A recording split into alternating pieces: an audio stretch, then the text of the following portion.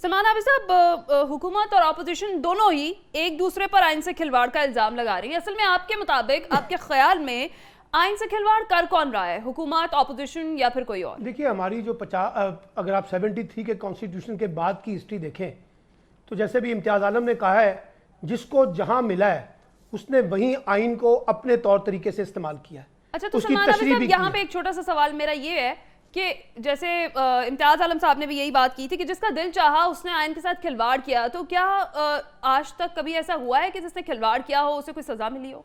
नहीं, अगर आपने यहाँ पर कानून शिकनी या आइन शिकनी के ऊपर सजाएं होती तो आज पाकिस्तान यहाँ तो ना खड़ा होता जहाँ ये खड़ा है। हमने तो किसी ना किसी तरीके से, चाहे वो सियासी लोग थे, चाहे वो जुडिशरी के अंदर लोग थे, चाहे वो हमारी इस्टेब्लिशमेंट के अंदर लोग थे, हमने उनको किसी ना किसी तरीके से तहफ़्फ़ुज़ दिया है।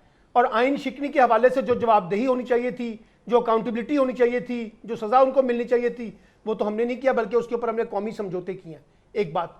और आज जिस वक्त हम 50 बरस की गोल्डन जुबली मना रहे हैं, उस वक्त भी आइन स्टेक के ऊपर लगा हुआ है। जैसे भी इम्तियाज़ आलम साहब कह रहे हैं कि कॉन्स्टिट्यूशन के अंदर लिखा हुआ है कि आपने इलेक्शन करवाने हैं, लेकिन आप उससे इंकारी हैं। और माशाल्लाह उसी कॉन्स्टिट्यूशन के अंदर बुनियाद बनाकर आप इदारों को भी अपने एजेंडे के तौर पर इस्तेमाल कर रहे हैं। उसमें इलेक्शन कमीशन भी है, उसमें सिक्योरिटी इदारे भी हैं, उसमें मालियाती इदारे भी हैं, उसमें पुलिस भी है, उसमें चीफ सेक्रेटरी टाइप ब्यूरोक्रेसी भी है। सबको आप अपने तरीके से मना रहे हैं। तो ये जो 50 बरस की आज गोल्डन जुबली मना रहे हैं, ये तो बुनियादी तौर पे एक तज़िया होना चाहिए कि हम आज तक पाकिस्तान के अंदर एक कॉन्स्टिट्यूशनल डेमोक्रेटिक तरीके से मुल्क को चलाने में क्यों नहीं कामयाब हो सके। क्या वो वजूहात है जिसकी वजह से पाकिस्तान में ना तो सियासत मजबूत हो सकी, ना यहाँ जमहूरियत मजबूत हो सकी, और ना यहाँ पे कोई कॉन्स्टिट्यूशन को बालादस्ती मिल सकी। और ये कोई पहली मिसाल तो नहीं है।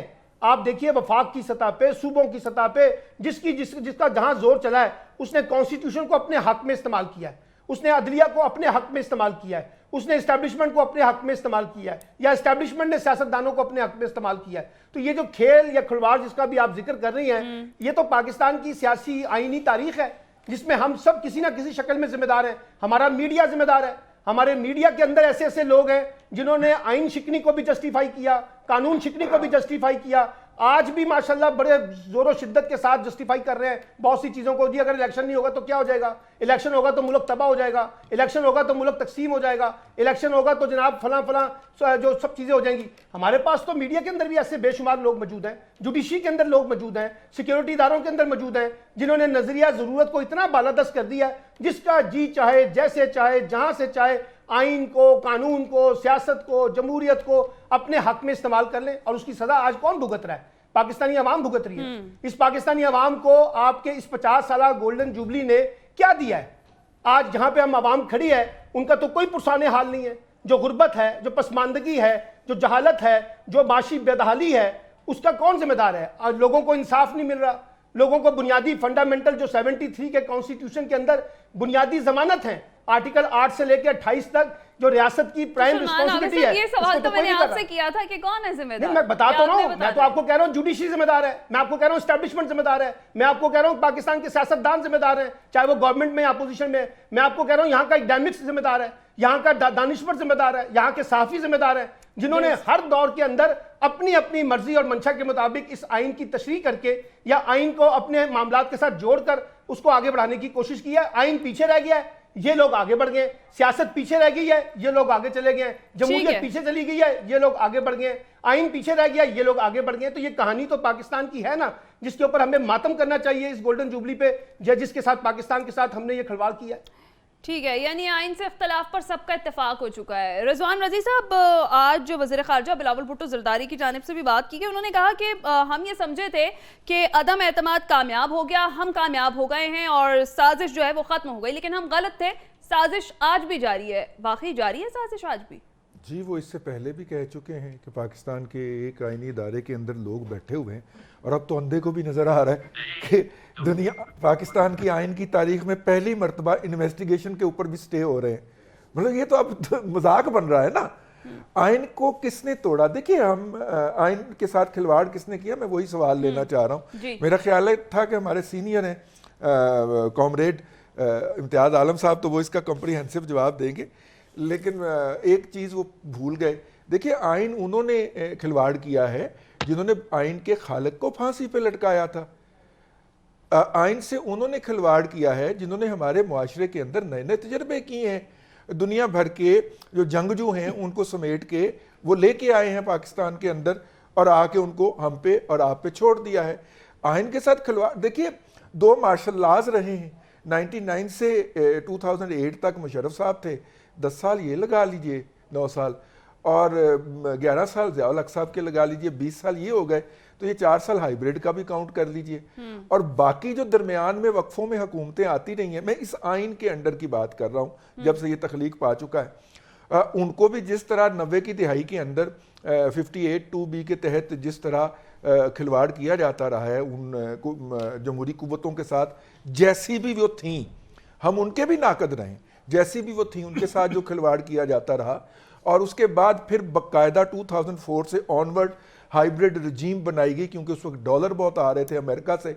2008 में इसका बर्डन पाकिस्तान के ख़जाने पे मुंतकिल कर दिया गया। फिर मीडिया हाउसेस बनाए गए और हाइब्रिड रजीम को ला के 2018 के अंदर इंस्टॉल कर दिया गया। और उस हाइब्रिड रजीम के तहत जो अदलिया के अंदर अनासर भरे गए वो पूरी तरह जवान होके पूरे बरगद के दरख्त बन के अब अपनी अपनी जगहों के ऊपर बरगो बार ला रहे हैं। अच्छा, तो देखिए ये कैसे हो सकता है कि आप बबूल बोएं तो उसके नतीजे के अंदर जो है वो गुलाब उगे, बबूल बोएंगे तो बबूल ही उगेगा, खार बोएंगे तो खार ही उगेगा, कांटे बोएंगे तो कांटे ही उगेंगे। जब तक आप गुलाब नहीं बोएंगे तो गुलाब नहीं उगेगा। जो कुछ हमने इस आइन के साथ वक्तन फवक्तन खिलवाड़ किया और दोनों मार्शल लॉ से निजात के लिए कभी 18वीं और कभी 12वीं जो थी 16वीं तरामीम हमने मंजूर करवाई कि जो कुछ इन आइन के साथ खेलने वाले सरकारी मुलाजमीन जो हैं वो करके गए हैं उसको हम आइनी जो है वो तहफ़्फ़ुज़ फराहम करते हैं। उसके बाद फिर इस आइन का बेचारे का जो हुलिया हमने बिगाड़ के कर दिया है और उसको ओरिजिनल कलर तक लाने की हम कोशिश कर रहे हैं।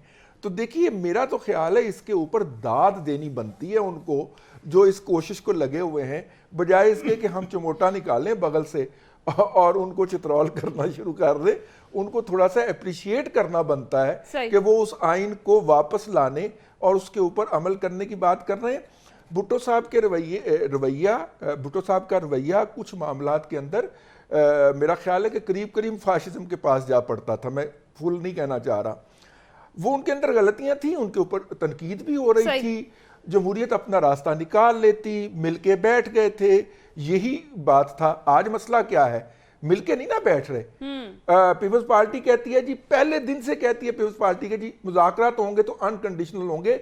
25 मई 2022 की दोपहर को भी मुज़ाकरात इसी पॉइंट पे टूटे थे कि हम कंडीशनल बातचीत नहीं करेंगे इमरान खान या उसके नुमाइंदों से। अगर ये कंडीशंस लगा के बैठेंगे तो हम नेगोशिएट नहीं करेंगे। और आज भी बात वहीं पे है कि कंडीशनल बात नहीं होगी। ठीक है रज़ा साहब, जिस तरह से अभी रिजवान रजी साहब ने बात की है कि आइन का हुलिया बिगाड़ा गया, किसने बिगाड़ा आइन का हुलिया, किसने किया खिलवाड़ आइन के साथ? क्योंकि हुकूमत और अपोजिशन तो एक दूसरे पर इल्जामात लगा रहे हैं। आपके ख्याल में कौन जिम्मेदार है, हुकूमत, अपोजिशन या फिर कोई और ये जो तमाम तर सूरत हाल है इसकी वजह से हालात में बेहतरी आ रही है, हालात बदतर होते जा रहे हैं? जी है ना, जो अभी मेरे 3 सीनियर कोलीग्स ने जो एक एनालिसिस दिया है मैं उससे बिल्कुल मुतफिक हूँ। मेरा ख्याल है उस पॉइंट पे कि किसने बिगाड़ा, कौन इस पे रिस्पॉन्सिबल है, ये क्या है, आई थिंक का बहुत अच्छा तज्जिया है। मैं उस पर तो मेरा ख्याल है कोई कुछ ऐड नहीं कर सकता इससे बेहतर। लेकिन जो आपका ये सवाल है कि जी आजकल जो पिछले 1 साल से आप देख रही हैं कि हुकूमत या अपोजिशन या हुकूमत, देखें इसमें मैं समझता हूँ कि दोनों ही जिम्मेवार हैं।